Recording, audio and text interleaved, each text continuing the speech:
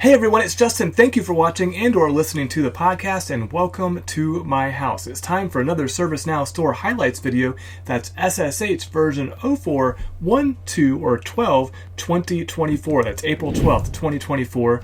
We've got 100 new or updated applications since our last episode, so a little bit of a jump back to heavier volume there on the episodes. Let's take a look at how it breaks down. We have 4 compatibility updates, 31 fixes, 15 highlights, 39 minor updates, a bulk of which are a quarterly release from a particular vendor, 5 new releases, and 6 release notes fails. Let's jump right in and break that down. First up are going to be compatibility updates to Vancouver or Washington, D.C. We've got at iceflow/RBM custom components 2, basically a component that lives in a workspace. Endpoint Central, formerly Desktop Central, INRI Talent Application Tracking System, and NetEnrich Connect all had compatibility updates, so nothing other than updating to be compatible with the next version.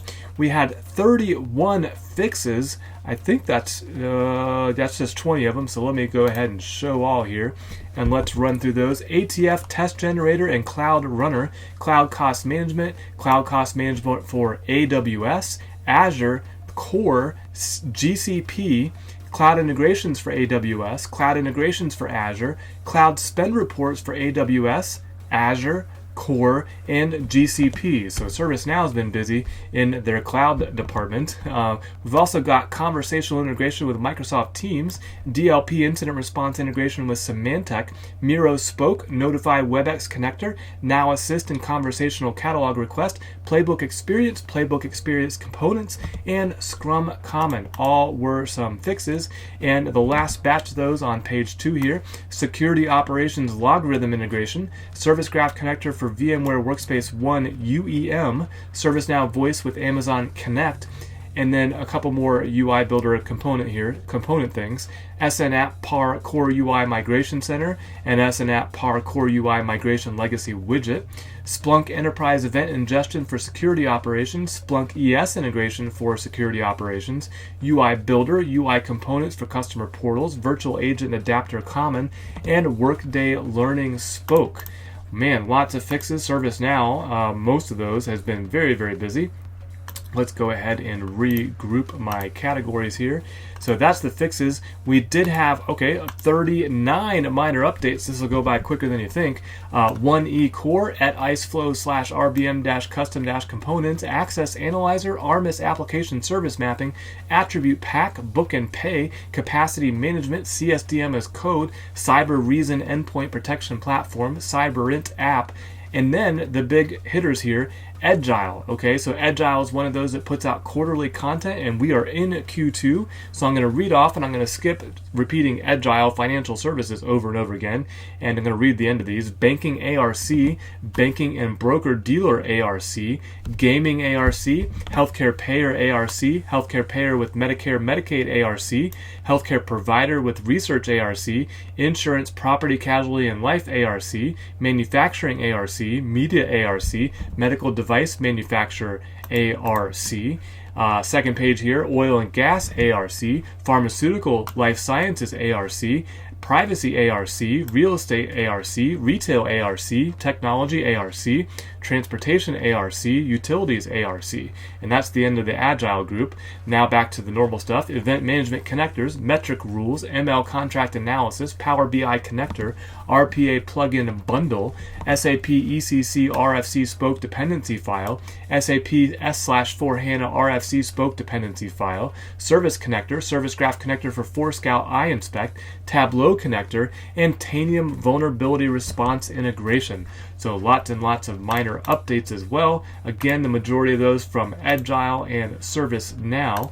We'll go ahead and regroup by category here, since I can't seem to remember that I had a group by category, and we're left with the release notes fails. If you've never seen an episode of SSH before, a release note fail is that there are no there are repeated, there are lack of detail or paywalls restricting me from seeing what was updated in the applications. In these cases, it was mostly ServiceNow, and they were mostly blank.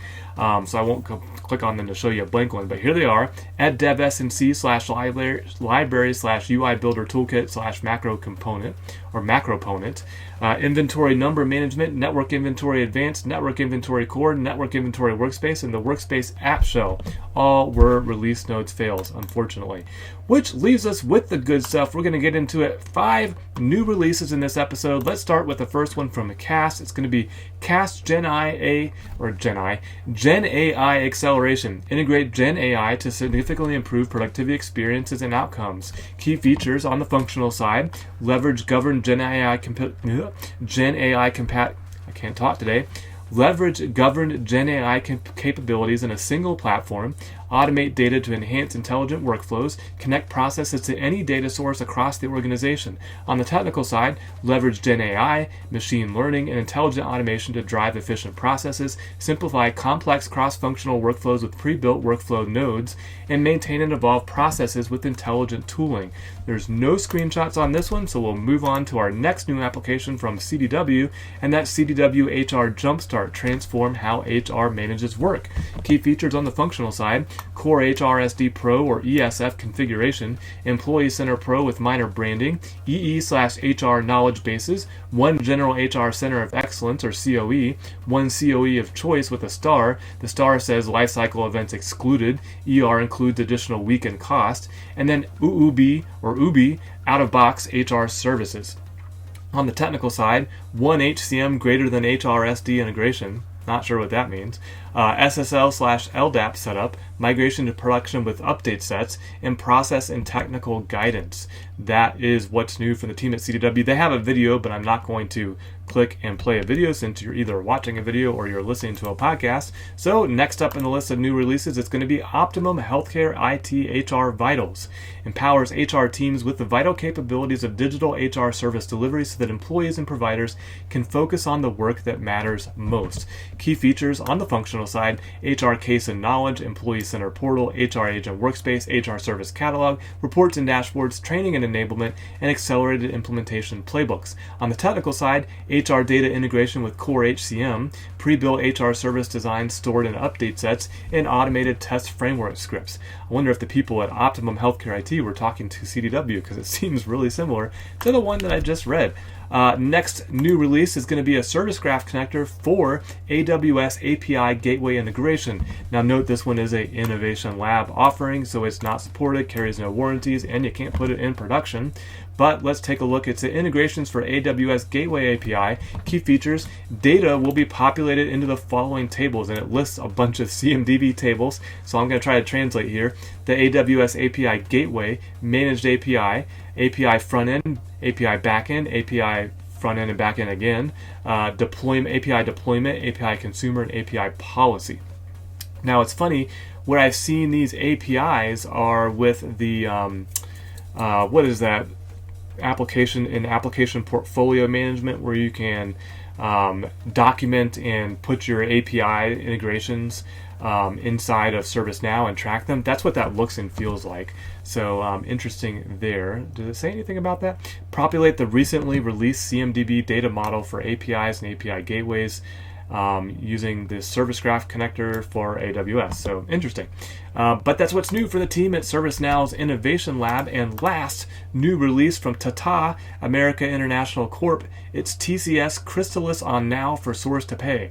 Digitize, automate, and transform supply chain operations. Key features on the functional side: single source of truth, savings calculations and reporting, enhanced controllership and compliance, self-service with omni-channel engagement, 6-way matching rules, real-time analytics, claims tracking, and delivery validation.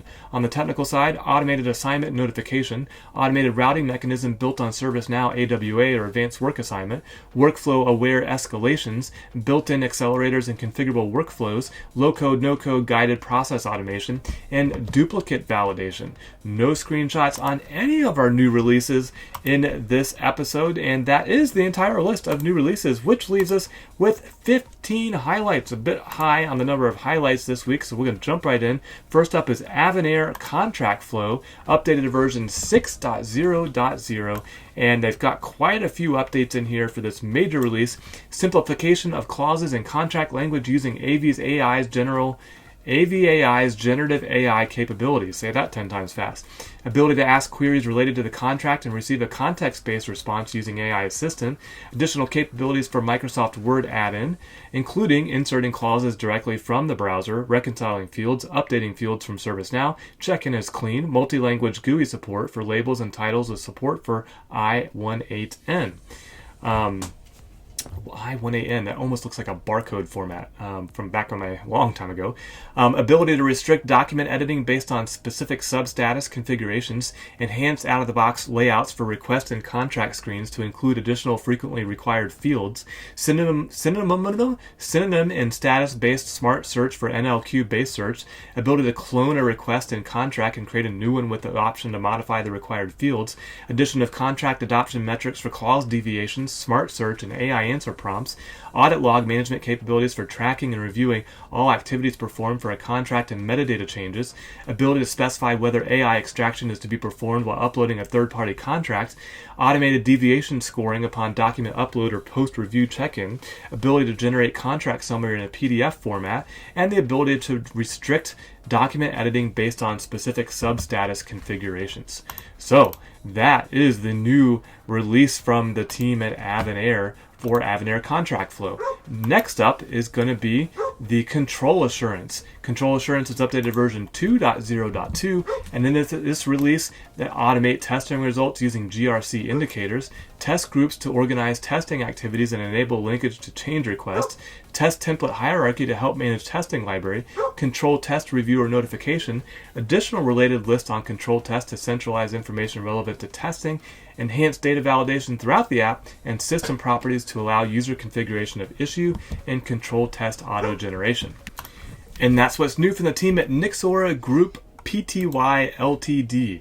Next up is going to be Coupa Spoke. Coupa Spoke was updated to version 4.2.0, and unfortunately, they called this one a minor release. They added 9 new actions. I wish there was more detail. This kind of is a release notes fail. Like, if you're going to use the Coupa Spoke, well, what the heck are the 9 new actions? Hello, ServiceNow.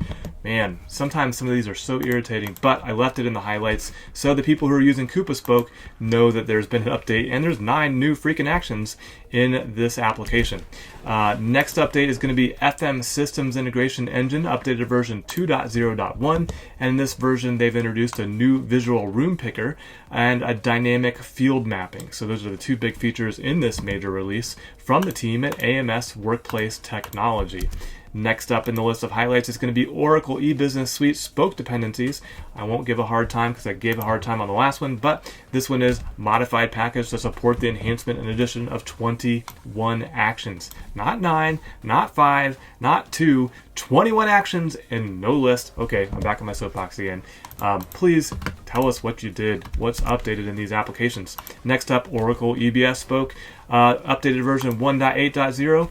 21 new or updated actions. Again, next highlight is going to be recorded future for security incident response and threat intelligence, updated version 3.0.0. And in this version, new app configuration page. Please note that all app settings will be reset to their default values, including the collective insights toggle, which is enabled by default. App is no longer dependent on Recorded Future Security Operations Foundation Framework application, and they added Recorded Future Playbook alerts in this major release from Recorded Future Incorporated.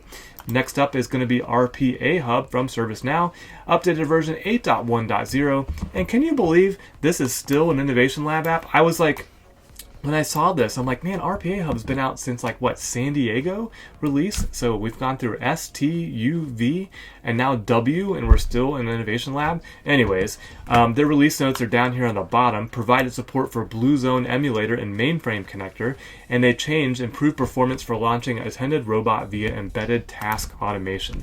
Next up in the list of highlights is going to be runbook management. That was updated to version 1.7.0, and in this version, under new features, it introduces the following new features: integrated backout plans within each runbook, notification by email of proximity warning of availability of tasks.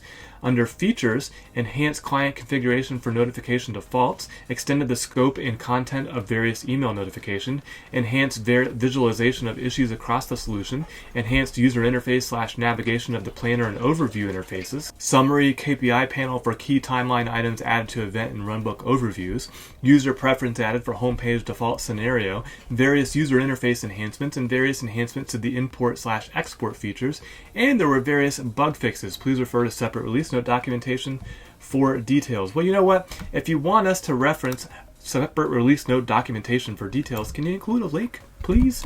How else do we know what those are? And no, the view details link does not actually go to that. So that's what's new from the team at IceFlow Ltd. Next up is going to be SAP Ariba Spoke. I'll leave my soapbox over there. Version 1.3.1, and there's 12 new actions, mostly REST-based. Aw, thank you for that really helpful information. But what are the 12 actions? Oh my gosh. Okay, I promise not to get on my soapbox. Next next highlight is going to be SAP ECC RFC Spoke, updated version 2.3.1. 5 new actions, added SNC connection support. Wah wah. Next highlight is SAP S4 HANA OData Spoke, updated version 1.3.0, added 7 actions. See a pattern here? Anybody? Next highlight, SAP S4 HANA HRFC Spoke, updated version 2.2.0, added 5 new actions, and added SNC connection feature. So same thing as the previous ones. Next one, Service Graph Connector for ARMIS, updated to version 1.4.17.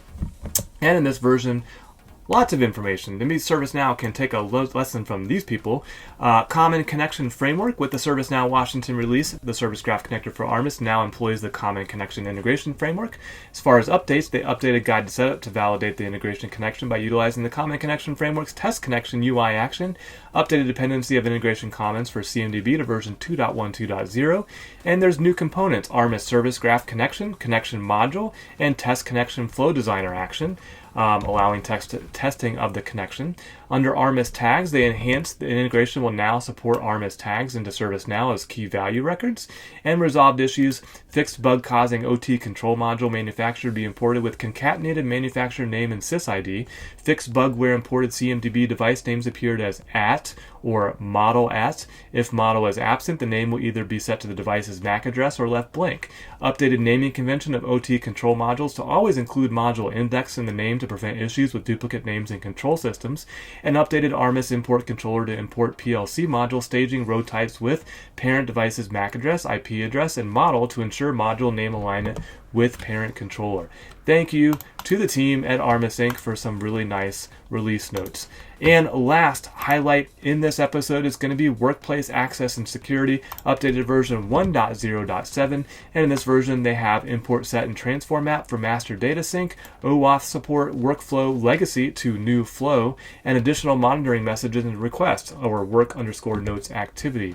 And that is what's new from the team at Alert Enterprise Inc. And you've just seen our entire episode. Let's go back and see what you just saw or heard if you're listening to the podcast. 5 new releases, 15 highlights, 4 compatibility updates, 39 minor updates, 31 fixes, and 6 release notes fails. Now, I haven't plugged this in a while. If you don't know about this already, check out the companion blog post for these episodes. This is a draft blog post because I haven't published this video yet, so there's no link to my YouTube video, but there is a link to all the different places where the podcast is, and links to every single application that I highlighted in the episodes. You can see the new releases, the highlights, compatibility updates, minor updates, fixes, and release notes fails. So hopefully you've checked that out, the blog post or the podcast. I hope you found this video or podcast helpful. If you did, please like, please subscribe, or share it with somebody who you think might be interested in what's new or what got updated in the ServiceNow store.